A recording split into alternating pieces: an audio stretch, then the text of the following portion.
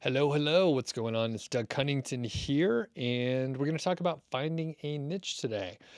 This is part of the, normal weekly live stream that I do. And if you're here live, welcome. I see we do have a handful of folks. We got DJ, we have Build a Niche Site, which is my buddy Richard. What's going on?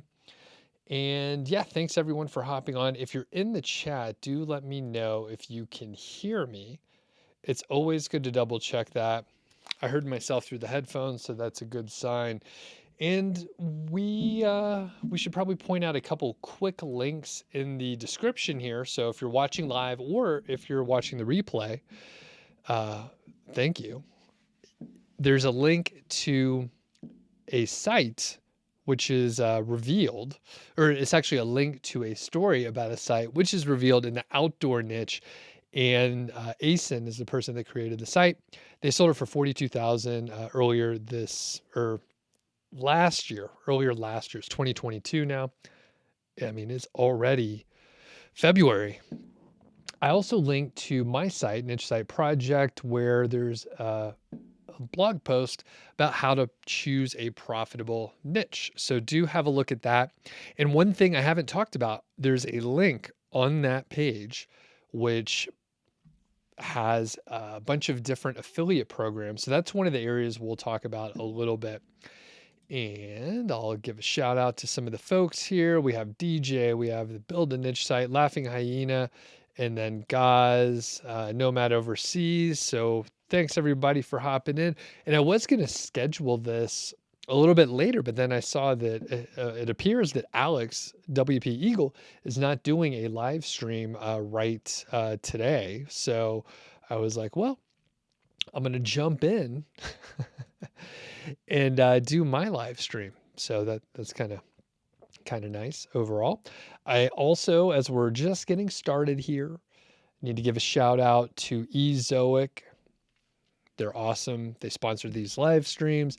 You can start with Ezoic with no page view limits or anything like that, no minimums. You could just sign up, start using some tools like the one called Leap, which will help your site load faster. It'll help you get green and core web vitals. So thanks to Ezoic. And then Odys.global. So Odys is a place where you can get aged and premium domains, I guess aged, premium domains. They go hand in hand. And we'll hear a little bit more from them coming up soon. And shout out to niche website builders who are coming back on board as a sponsor. So we'll do a full Q&A segment with them later. Well, sponsored by them. They're not going to be here.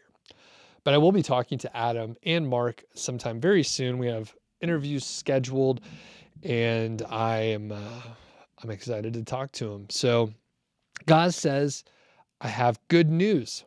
What is the good news? Tell us.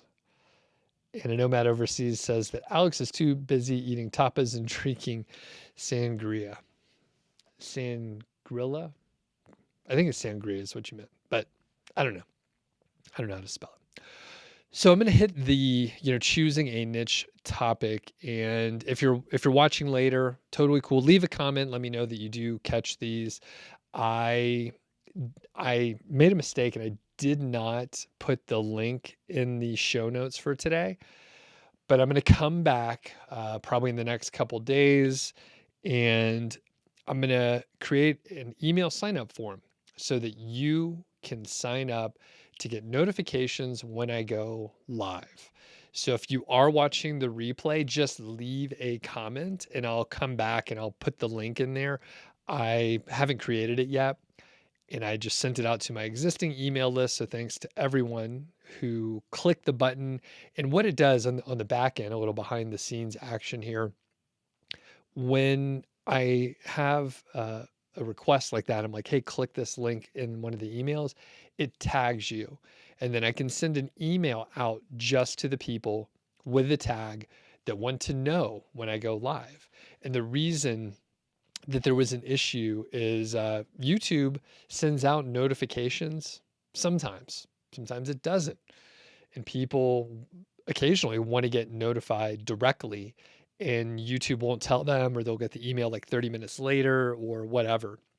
So if you sign up to the forum that I will create in the future, you'll get an email from me. It'll be short. The one I sent today was, hey, I'm going live. Here's the time.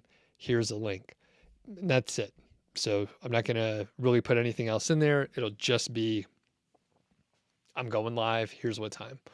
So like I said, I forgot to create it earlier. I just didn't have time. I had time. I just didn't do it. So I will do that later, and definitely check out the choosing a niche. Again, there's a little set of links in there to look at various affiliate programs in various niches. I will potentially do videos, not live streams, but potentially do videos on each one of those or sets of those, because basically you can go through and cherry pick different affiliate programs. And I will certainly come to DJ's question in just a second, which is perfect, from our new sponsor, an old sponsor, Niche Website Builders. So I'm going to hit the choosing a niche area really kind of fast. It's a question I get constantly. In fact, a funny inside joke for the people that are watching this right now. In a few minutes, after I finish talking about how to choose a niche, someone's going to come on the live stream. They're going to hop on the chat and they're going to ask something about choosing a niche after we've already talked about it. That's the hard part with the live streams. You can't control, what goes on. I'm glad if people hop on and they do ask that question, that, they're interacting. From another standpoint, it's frustrating. It's a little frustrating to talk about something and then someone asks about it immediately after. It's a little maddening, to be honest with you. But again, I'm just happy people show up. What can I do? I made tea and then I think I left it upstairs. I think I just left it 100% upstairs. It was all piping hot and everything. So whenever I play the pre-recorded clip, I'll be able to go run up and get it. It'll probably be cold by then, but we'll do what we can. All right. Gaz says, you're 5 months in, you had your first Amazon affiliate sale, 1 click, but 4 sales related to the article. Excellent. Congratulations. And that goes to show, just the patience that you have to have. And I have a side story on that I'll tell you in a second, but congrats, guys. That's amazing. Shahid is here, and Laughing Hyena mentions to click the like button. Yeah, I would love it if you click the like button. All right.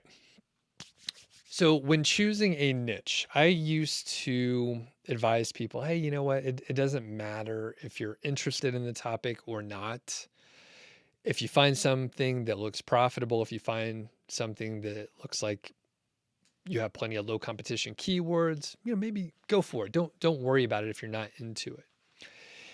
And I at this point in time, I tell people you should have some interest level in the topic. If you don't, you're probably going to run into a situation where you just lack motivation. That is another common question. How do you get motivated to do whatever? And it's tough sometimes, right? Especially if you're not getting traction, if you're in the first 5 months like Gaz was, and you're thinking, I'm doing all the right things. I'm not cutting corners. I'm trying to do a good job. And you end up in a spot where you just don't feel like working more on your site. And then you're screwed, because if you don't have motivation to do it, the fact is no one cares. No one cares if you're working on it or not working on it. I personally am not a cheerleader. I'm not very good at motivating people. It's not to say I couldn't be. I just choose not to. I tend to be self-motivated. And if you don't care about it and you're not going to work on it, I don't care either. Like, you should care more than anyone else. So I'm a bad coach, bad motivator in those ways. I'm not a bad coach. I'm a bad motivator. You have to want it. No one else could want it more than you. So next is actually choosing the niche. So, you really should think about the monetization up front. And at this point in time, looking to display ads is a very smart move. I started with Amazon affiliate marketing specifically, but at this point in time, ads pay pretty well, more than they used to, I believe. I don't have all the data, but I think it's a more mature model and people will stand to earn more now than they used to. The big thing is if you find a topic that has some products that you can cover, there's pretty much a guarantee that there's going to be informational topics as well. If you can find something that has a, pretty large number of keywords, informational is going to be, fantastic. So, when you're choosing your niche, if you are thinking of other monetization methods aside from just display ads, that's where you may want to take a look at that choosing a niche link that I put in the description here and the other affiliate program. So if you're looking at the automotive niche, for example, you may want to check it to see if like O'Reilly or AutoZone or other Napa Auto Parts or, smaller custom shops for specific kinds of cars or vehicles or hobbies related to vehicles, you may want to check to see if they have specific affiliate programs. And, quick side note, if you find something like that, which there's niches like this all over the place, where you can find something that has almost unlimited informational keywords, that's a great one. So the cherry picked example that I can give is Alex Cooper's from WP Eagle, his, best roof box. He sold it at this point in time. But the great thing with that specific niche, even though he did an exact match domain, there are so many different cars out there where people would look up storage solutions. So, get away from the, roof box specific. There's other storage solutions that are useful. So it might be like a trailer hitch storage box, or it could be a storage bag that you could strap to one of those, or one that fits on the roof. So if you could find something that has products, that has other affiliate programs outside of Amazon and a lot of different informational topics, that's wonderful. When you think about the other products that you may be able to cover, if you could find digital products, that's even better. You may have to dig a little bit deeper. You may have to find individual courses that cover that, but they are out there. And I'll give another little example about like guitars and guitar making, right? So I don't have any guitars out right now. It's very dry here in Colorado.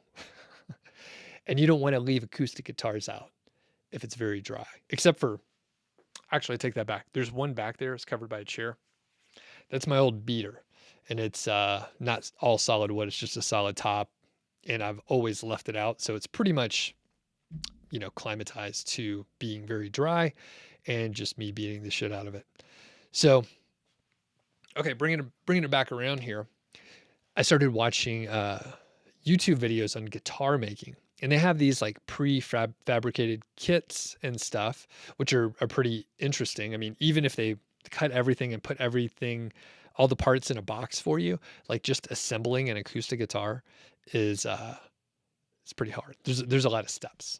So I've been watching a few of these videos. Super interesting. I mean, they put the frets on, they put all the bracing inside, they put the binding and the neck and get the neck angle. They set the neck, and it's fascinating.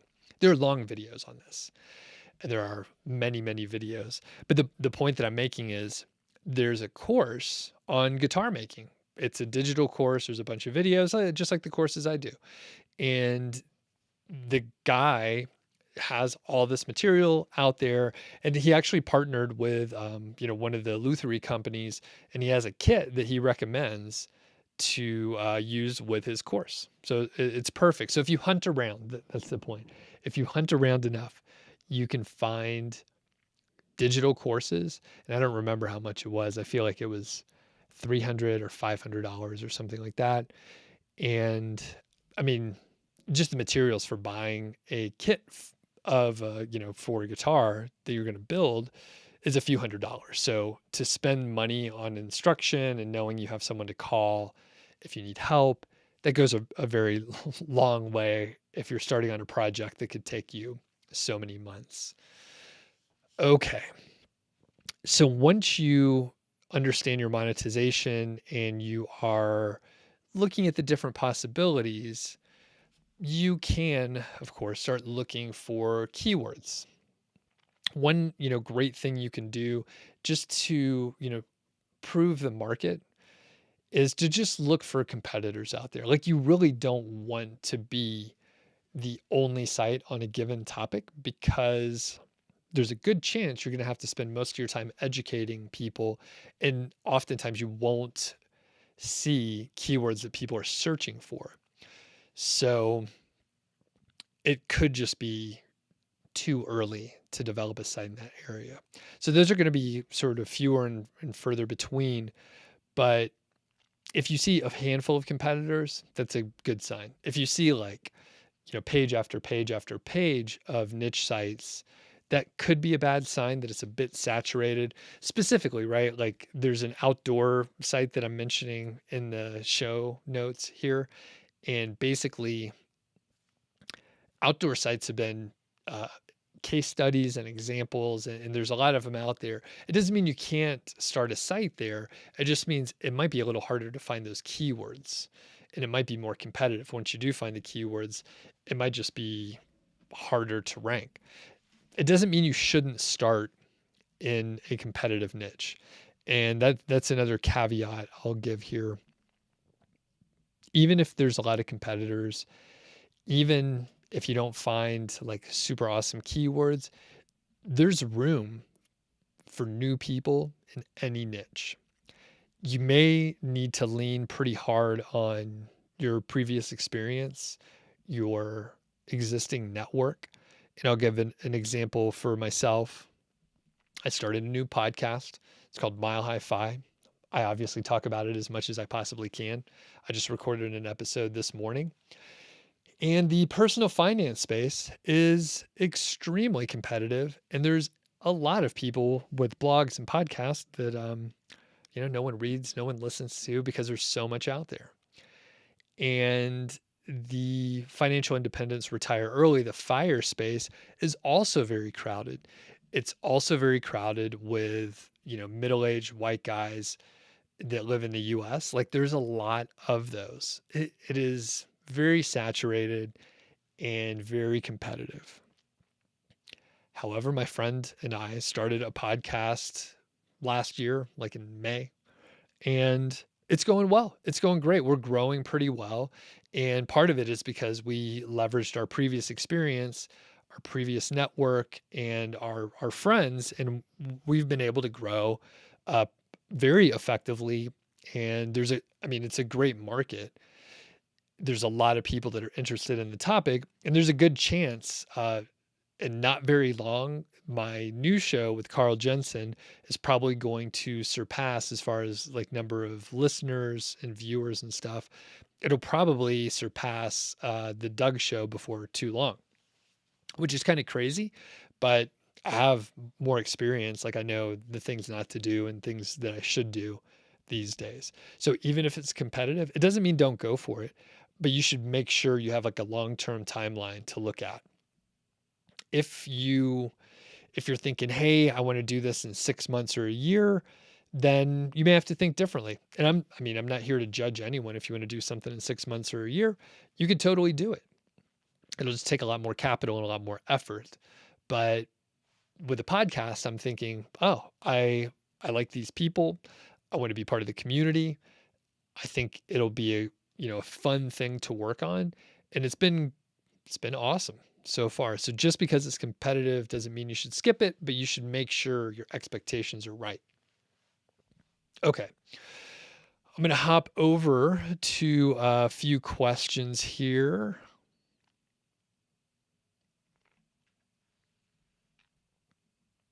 Okay. Number one, in quick, I have some overlays over here. I can't remember what they are. Oh yeah, there's just my name. And you can sign up for the email list there and get all my templates. And you should check out my podcast, The Doug Show. And I don't see the other graphic that I was looking for, but this little segment is sponsored by Niche Website Builders. And this question, DJ, is perfect. Thank you. DJ asks, you would love to hear my thoughts on a DFY, that's a done-for-you site by Niche Website Builders for beginners. You saw Shauna Newman recently tried it out. Perfect. I actually just interviewed Shauna, and that episode is going to come out in the next couple weeks. It is a great move if you have the capital. All right. So the great thing with Niche Website Builders is they have a very effective way to find keywords from competitors that'll work very well for a new site. They outlined it in an interview that I did with them. I don't remember it off the top of my head. I think it was with Mark, but they call it the tomb rating technique. And basically, they're just looking for the easy keywords to rank from various sites that are, young or younger than yours or have less authority than yours, just in a general sense. That said, I don't love the done for you culture. I've done videos on this. I'm pretty outspoken in general. The danger is you buy the site. It's fairly expensive to buy these, but you buy a site and then you don't have the fundamentals to do the work on the site. You just don't know what to do. It doesn't mean that you can't learn. And all this is very straightforward. Nothing is necessarily like easy to execute when you look at like the long chain of things you have to do. But every one step is not hard. Every individual step, I will say it's easy. Every individual small step is easy. It is difficult to string together, these 100 steps in a row in the right order. It doesn't mean you can't, fix things when you make a mistake or adjust. You certainly can. But the danger is you get a done for you site and you don't have the skills to get things done. And my biggest argument from a previous video is around the fact, like, if people were able to just create a site and then it would just, start earning without doing anything, then they would just keep the site, right? Like the logic doesn't hold up. Now, the culture has matured a little bit, and done for you companies, they do a good job with education, and they're like, hey, if you want your site to grow, if you want to get traffic, you need to do some stuff, and here's some of the stuff you can do. And I mean, you could learn all that on your own on YouTube. Watch, my channel, watch Alex, watch many other people, Mike from Below Average Blogger, and many other people, Amelia, I'm forgetting names, but other people that I interview. Shauna, right? So there's definitely a high markup, but it can work, and I've seen it work.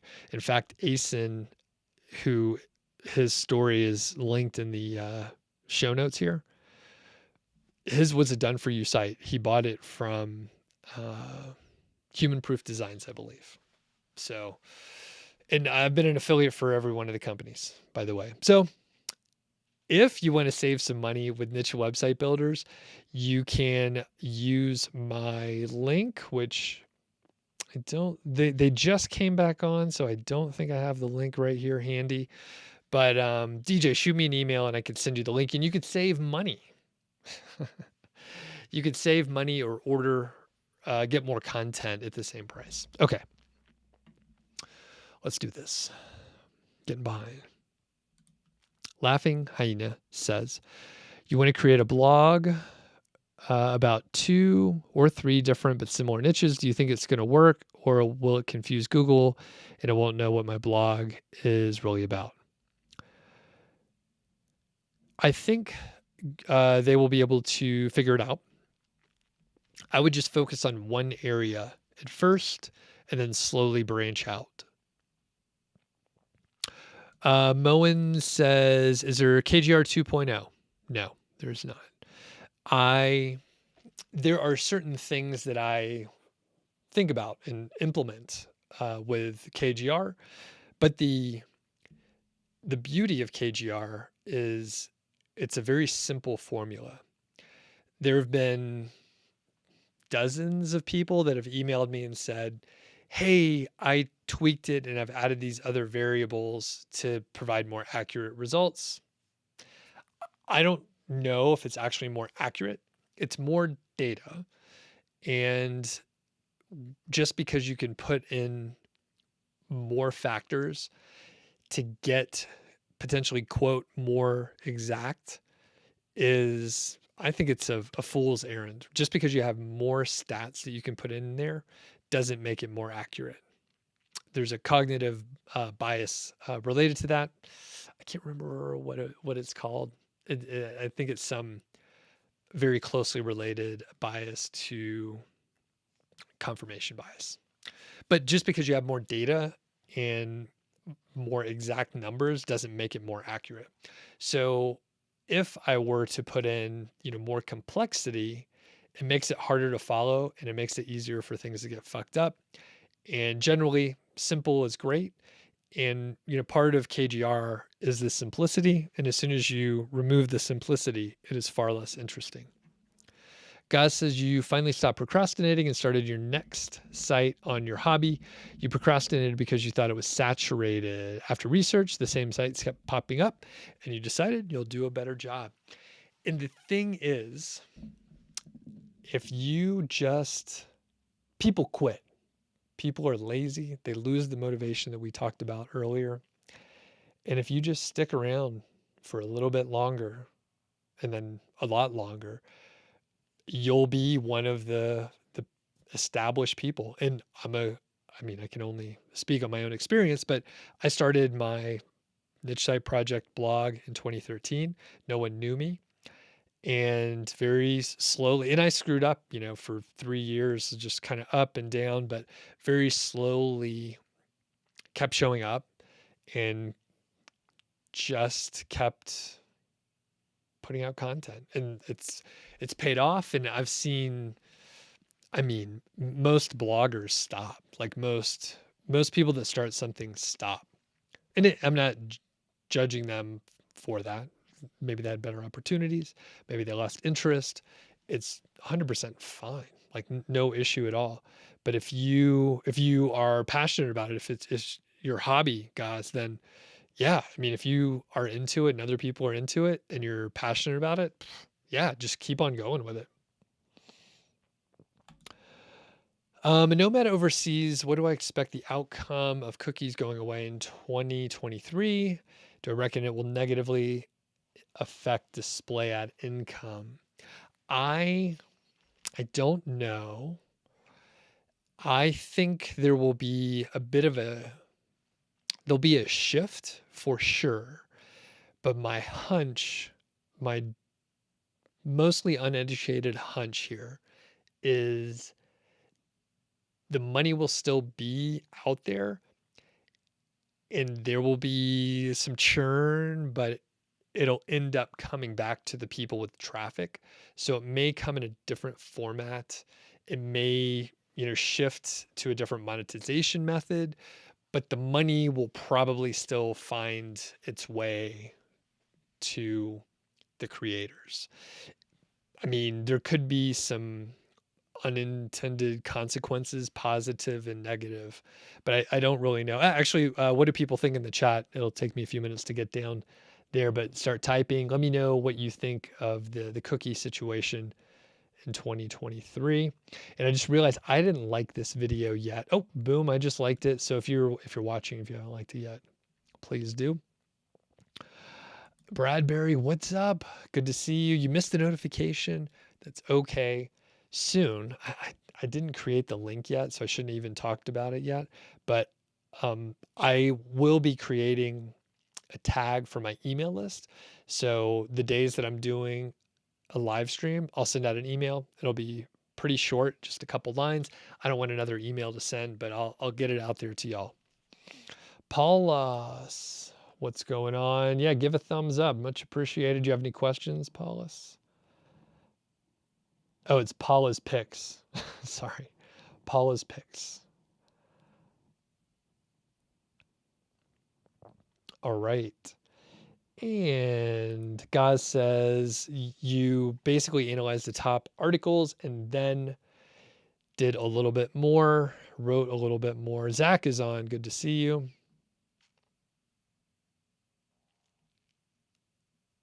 All right. Sumit says, does KGR still work in 2022? Yes. Marcel, what's happening? Your passion is health and longevity. Knowing about your money or your life, would you discourage me from trying, although I'm okay building for the long haul, getting guests to build the credibility and authority? So because it's your absolute passion and you understand that you'll have to get around your money or your life, I think it's something that you should pursue. If you are okay with other formats, I think it'd be great to get started on the blog side. I suspect it's on the blog side, but I just talked about podcasts for like half of this. I have 2 podcasts. I really like podcasting. It could be YouTube. I guess I have 2 YouTube channels too. But the point is, that is a topic that is very interesting. If you have a podcast and or YouTube channel, you can interview and get those guests in a fairly straightforward way. I have a friend, she has a podcast called North Star. Shoot, what is it called? It's Kristen and Bozeman. I think it might just be the North Star podcast. Hold on a second. But basically, she has a wonderful background. She's extremely smart, and she is able to get some ridiculous guests on her show. It's a very modest listenership overall. It is called North Star Unplugged. And she had someone on her show. I think it was she was promoting like a dopamine book that she put out. The author was on Joe Rogan's podcast like the next week. It was kind of amazing. But my friend Kristen has like a very strong background and a good network, again, super smart. So she was able to essentially get huge guests, even though very few people listen to the podcast from a sheer number standpoint. All that to say, if you're willing, Marcel, to branch out into a different format, I wouldn't do all of them at once, but if you like have a blog and you have a YouTube channel, like those 2 things would work great together. Or, podcast and a blog, for example. DJ says, how about an aged domain versus an expired versus a new domain? Yeah. So basically, if you use an aged domain, that is probably the fastest scenario. It's not guaranteed to work. And that's something that Shauna and I actually talked about quite a bit in the interview that is not yet published. So make sure you keep an eye out for that. It'll be in the next couple weeks. But basically, if things work out with an aged domain, you will have a much shorter sandbox. Shauna mentioned that basically as soon as you start publishing content, it should start ranking. Of course, it'll still improve over time as it ages, but essentially, if you're using an aged domain, it should start getting traffic pretty quickly. With the new domain, you are potentially sitting in the sandbox. Like, Gaz mentioned that it's been, 5 months, finally got the first sale. So 5 months is a pretty long time to work on something compared to the old days, of course. But if you're thinking about like another business, 5 months is not too long to get some traction. If you use an expired domain and you're not proficient at checking its background, there's a chance that you have an expired domain that has some issues and it may not ever be able to rank how you expect. Now, on the other side, the age domain area, if it does work out, you skip the sandbox, you get traffic right away. It'll still grow after that, but generally things work out quickly. There are instances where people build on an age domain and it still doesn't get the traction as quickly. Sometimes there's some underlying issue. Sometimes we don't know what it is. Sometimes it basically acts like a new domain and then all of a sudden it'll take off. But when it does work, and I don't know the percentages, I don't have enough data. This is all anecdotal, just in general. And let's see, DJ mentions the podcast from Mediavine, the co-founder and what they are working on. Okay, cool. And Sad Guru, what's going on? Okay, great. Paula says, thanks for the live stream. You're just learning as you go. Perfect. That's probably the best way to move. It's very important to take action and not get stuck in a analysis phase or waiting until you're ready or waiting until you find all the keywords or everything lines up, because it's just not going to line up exactly how you think. So you may as well get started and just make sure, you can adjust along the way. Hopefully, just as long as you don't make a catastrophic mistake, you're usually okay. All right. And you finally picked a niche after researching to death. And Paula is content writing begins today. Cool. We're on it's a special time. Laughing Hyena says, which keyword research tool do I suggest for starters? Gaz mentions Low Fruits. I recommend a company that I'm an affiliate for, although I don't have a link here, I don't think, but I use KW Finder. It consolidates a lot of information on the dashboard. It makes it pretty easy to do competition analysis, in my opinion, and kind of get a lay of the land for specific keywords. And like I said, I don't have a link right here, but I am an affiliate. Turns out most of the tools are fine. So if you have one that you like, you can just go for it. Most of them, it's a commodity. Guys mentions answer the public with keywords everywhere. Very cool. Yeah, and Marcel says that he would definitely do YouTube and TikTok. Very cool. All right, we got a quick little break coming, and this is from Odys. So speaking of age domains and niche website builders, they actually work together. So you'll see a little mention there. So it's great to have both sponsors kind of working together. I'm going to look for my tea here, and I'll be right back in a moment here. And boom. Word from Odys Global, your source for premium age domains with strong branding and powerful backlinks. So today, the featured domain is Blacklight Online. This is a pretty interesting domain. It is quite old. It's 23 years old, created back in 1999. Domain rating of 25 and a domain authority of 33. It has a pretty nice brandable domain name. And one kind of cool thing is it is basically a online publication that showcased articles related to the Black and queer society in the U.S. So this is an area which I believe is going to be growing in the next several years. And, generally it is focused on Black culture, and I would look to probably broaden the topic of inclusion just in general. And if you already have a site in this area, it could be a good way to buy this domain and then redirect the backlinks that are very relevant. And having a look over at Ahrefs, I can see there are about 4,000 backlinks and about 140 do follow referring domains. It was actually getting traffic all the way up until earlier in 2021. And it's not ranking for a ton of keywords currently, but you can see the history going back the last few years.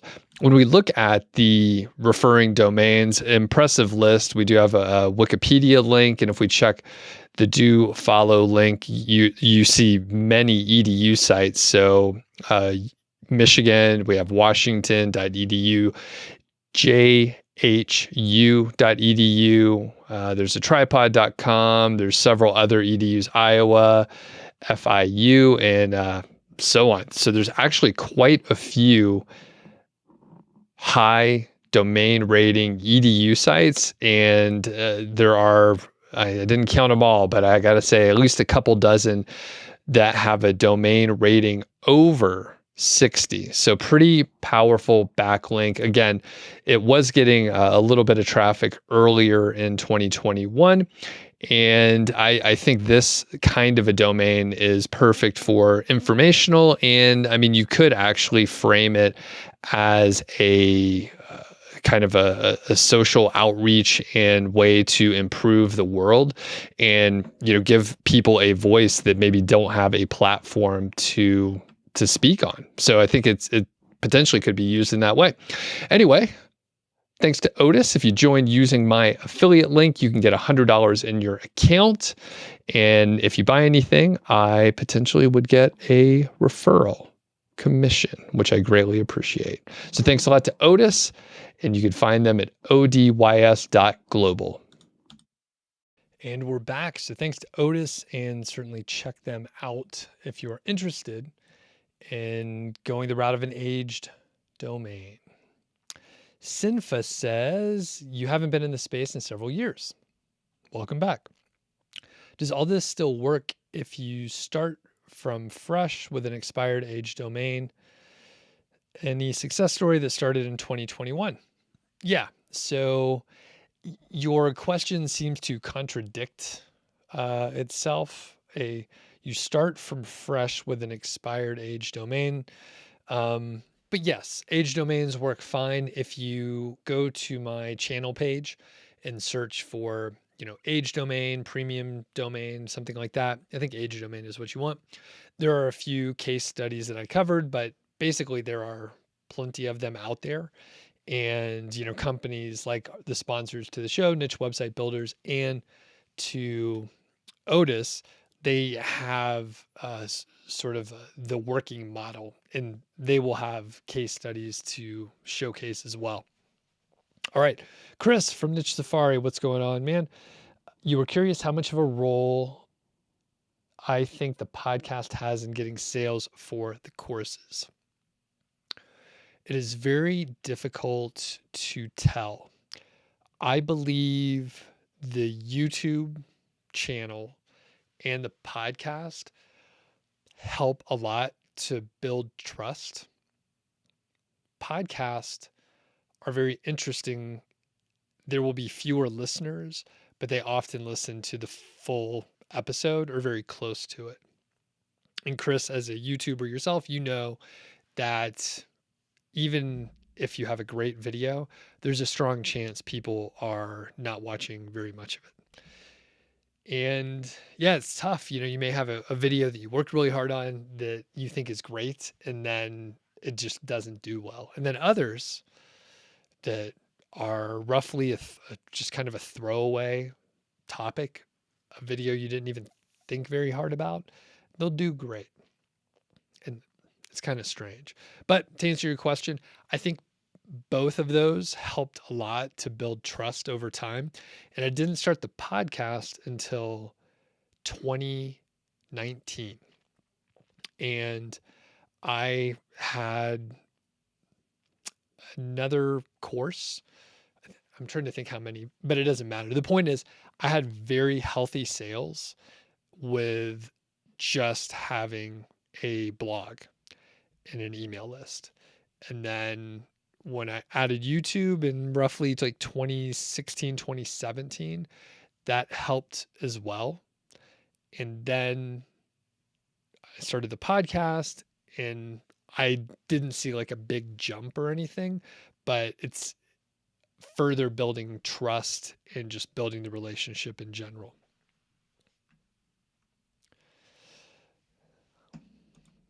All right. And Sad Guru says, is every niche highly competitive? No. Gaz says, my site flatlined for 4.5 months, and then the hockey stick growth is very slowly happening. You have 1,600 impressions and a click-through rate of 1.8%. How are indexing issues panning out for Chris? And you watched a couple videos recently. Okay. All right. Hey, Ross, what's going on? And then Sinfa says, you have another question, AI content writers. And I threatened last week to do a video on content, AI content writers, because I get this one about twice a week as well. So I think they're kind of shitty currently. When I played around with them last, it wasn't very good. And I don't plan on using them in a general sense. I chatted with a friend today, and he talked about potentially using them to write small sections and maybe 2 to 3 or 4 sentences at a time. And I think based on, what I've heard on the street is if you try to do long form, it's going to be kind of garbage. But what my friend mentioned makes a lot of sense, because really it's just a very bite-sized piece. You feed the subtopic in there, and then you have a start that maybe you can edit on. So Sinfa, I think maybe that is a way that it could help things. But generally, if you play this out, if you just use AI content without editing and improving it, or even if you just do light editing and improving, like automating this stuff is really kind of a race to the bottom. I think someone mentioned that last week when I was going off on this topic, but if it works really well, sites are just going to publish a whole lot of bad AI content. The insight that I have, I've done several interviews in the last couple of weeks here. I was talking to Charlie, who has a fantastic update coming up very soon. Make sure you're subscribed to the channel if you're not already, or you subscribe to the podcast. When we look at some of the sites that are using AI and this bad content, yet Google is ranking them well, it kind of shows us that Google is ranking the AI content, even though it's poorly written and someone with a basic, reading level would be able to tell how bad it is. So I'm going to give away one of the brilliant things that Charlie said. He proposed that it wouldn't be Google that cracks down on the AI content. It would be the advertisers, because the advertisers need to get a return on the display ads. So it would be companies that show ads on your site. So ad networks would kick you out, basically. So they would remove the monetary gain. So you may have a lot of traffic because Google may rank the content. However, if you can't earn any money from it, then what's the point? So that is probably what's going to happen. That makes a lot of sense to me, because who wants to add, if you're spending a whole lot of money and you go look at some of the sites that you're advertising on and you're like, this content is garbage, eventually that's going to work itself out. That makes sense to me. And Chris says, thanks for the insight. You'd like to start a course for your largest niche site this year, and you're researching how to build a funnel. So this is one of the fun things that I work on that I usually don't get to talk about it too much, because we spend a lot of time well, this is my funnel, right? I mean, I'm talking about niche sites and keyword research and choosing a niche, and that fits into my funnel to sell my courses and listen to the podcast, which has advertisers, and there's a whole thing behind here. But when you're looking at the funnel, it's really fun because you can have many different areas. It could be a podcast, it could be a blog, YouTube. You could send, letters in the mail or whatever, or hold in-person events as part of the funnel, but it's very fun. And I lean mostly on the email list just in general. And I never spent much time with like webinars. They were very popular, working very well for a lot of people, but I didn't connect too well and then just didn't enjoy doing the webinars.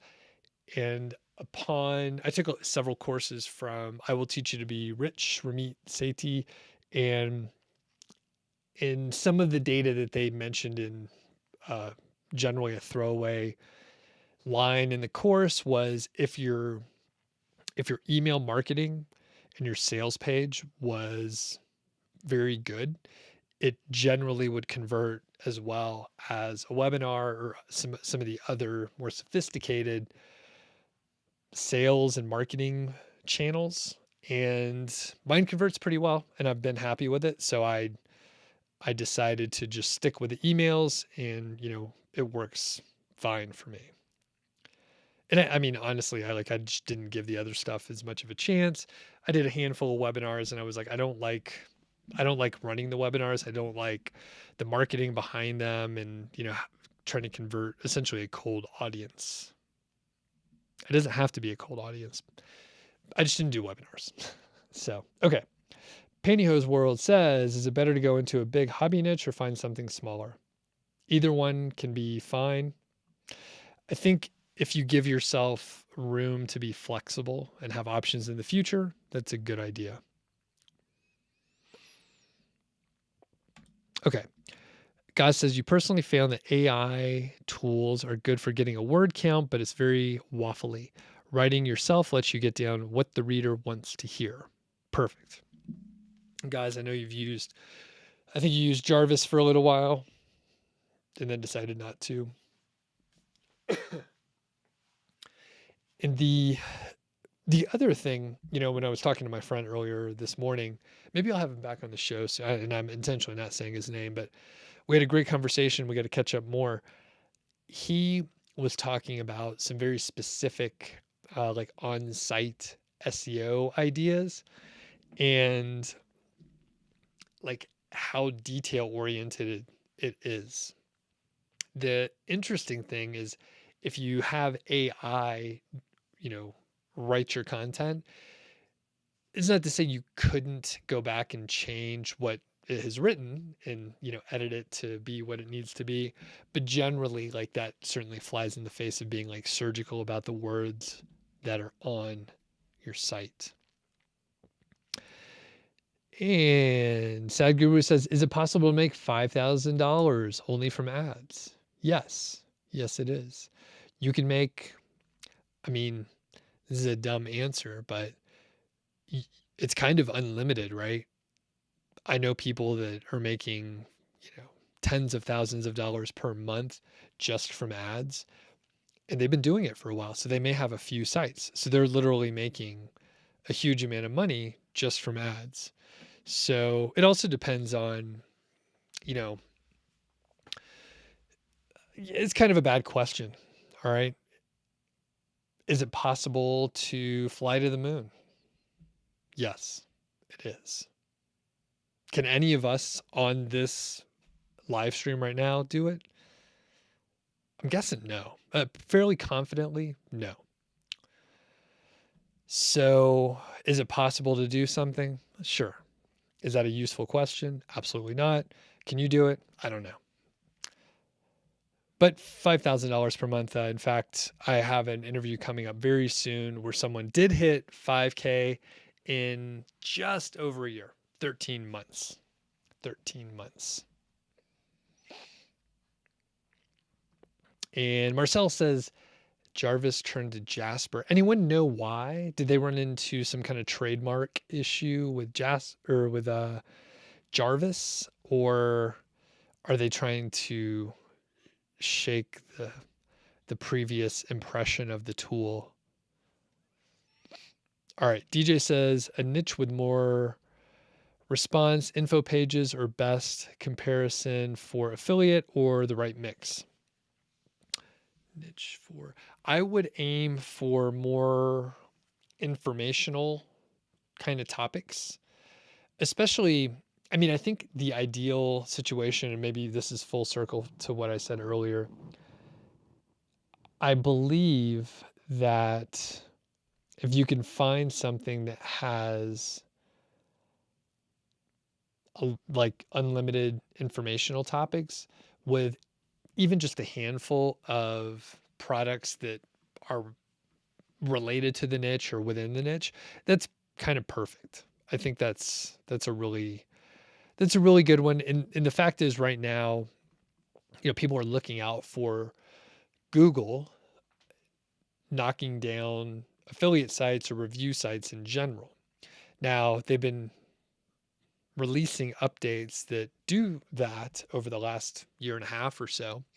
But I mean, we might remember, there was one in December and there was churn, but word on the street was you should have like unique content within your reviews and it should be high quality and you should actually own the products and, have proper reviews. And if you look at the SERPs, it doesn't necessarily reflect that. It could be the same people that were ranking before. And the right mix, I would say, if you have 50-50 content, you're probably okay. If you have maybe like 60 to 75, or we'll just say 60 to 80% of informational content, that's probably really good too. But I think it's kind of a moving target. And since I had my first course in 2016, I've said 50-50 information or product reviews.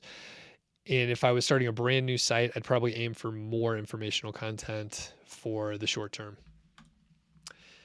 And Marcel says it's Jasper right now. And Zach says Disney, you can't fight the mouse. You can't fight the mouse.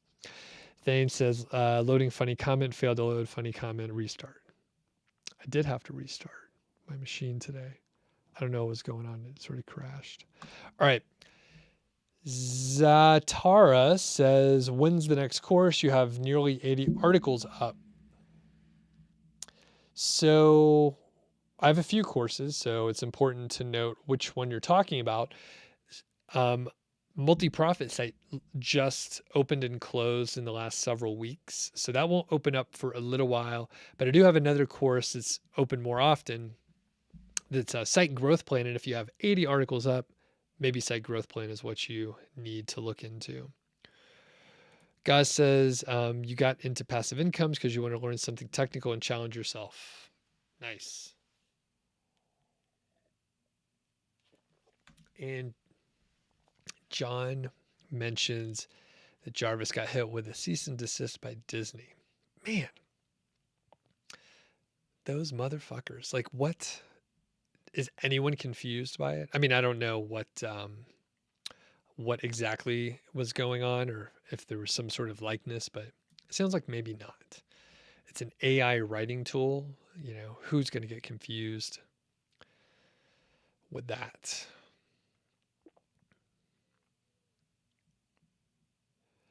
And yep, more notes. Marvel's legal team, Disney's lawyers, Disney.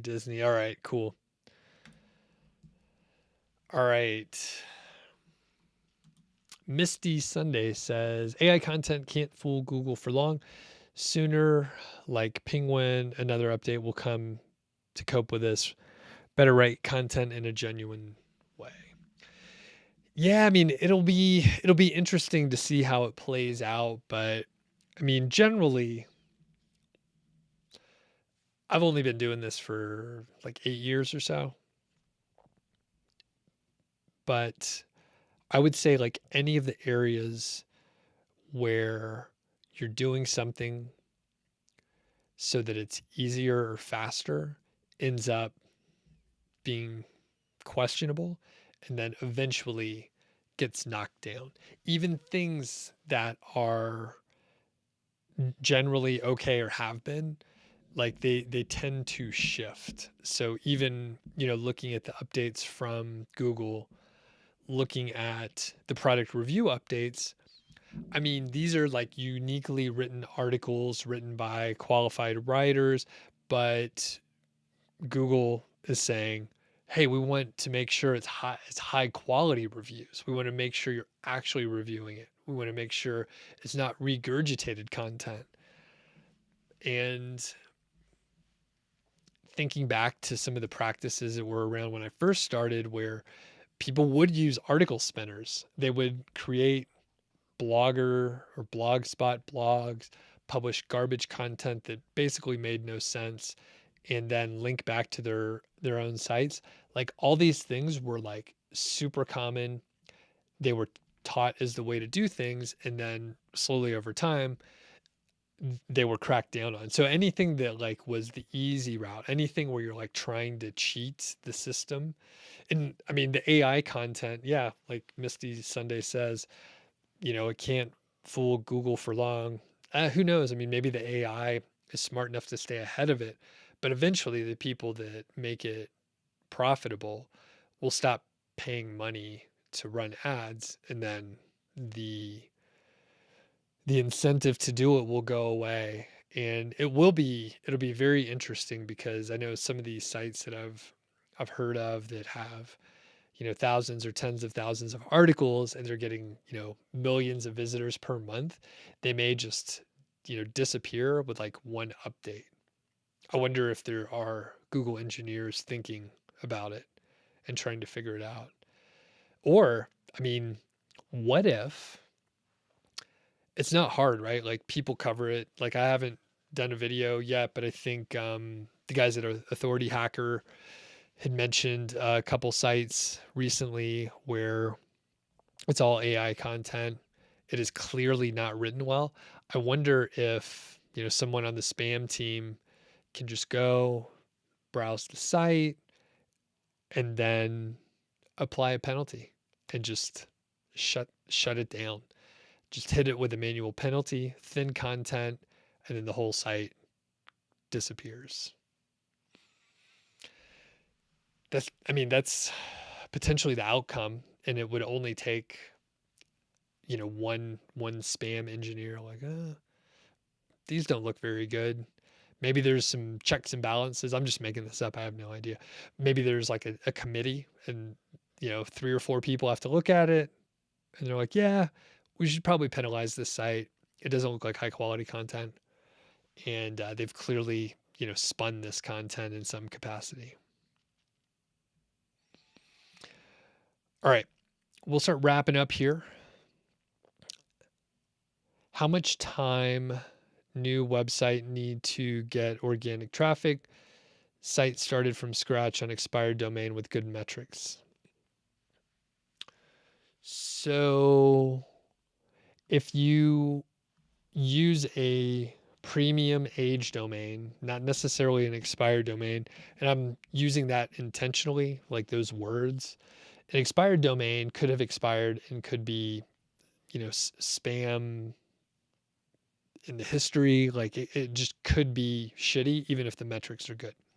So if you get a premium age domain from a place like our sponsor, Odys, then you should probably start getting traffic very quickly if things work out. Sometimes it doesn't work out as fast, or there could be issues with the content quality or hundreds of other variables. But if it works out, you generally can get traffic very quickly. Again, I just interviewed Shauna Newman, and she mentioned, yeah, you should basically be able to publish content, start ranking, start getting traffic within the first few weeks. And she's built a lot more on age domains than I have. Gaz says, in my hobby niche, I found many of the articles were just too affiliate looking in pushing products. Your articles are crammed with great information and genuine affiliate links that you'd go for. Yeah. Oh, John, nice. John says it'd be funny if Google made a future update requiring you to state if the article was written by AI. That would be pretty funny. All right. So thanks everyone for hopping on. If you want to sign up for the email list, you can go to nichesiteproject.com. There's a link in the description here. Sign up for the email list. Soon, and probably at the bottom of a lot of the emails, I'll just have a little note that says, if you want to get notified for YouTube live streams, click this link. And then that's what I'll do. I'll send out a notification. Generally, it's going to be Tuesday, Wednesday, or Thursday. It'll probably be Tuesday or Wednesday 99% of the time. And if you want to get those emails, just make sure you're on the email list, and then you don't have to worry about YouTube not sending you notifications or sending them late or whatever. Thanks to Odys to have aged premium domains. Thanks to Ezoic. They don't have any page view limits. You can use my link to sign up. And thanks to Niche Website Builders, they came back on as a sponsor.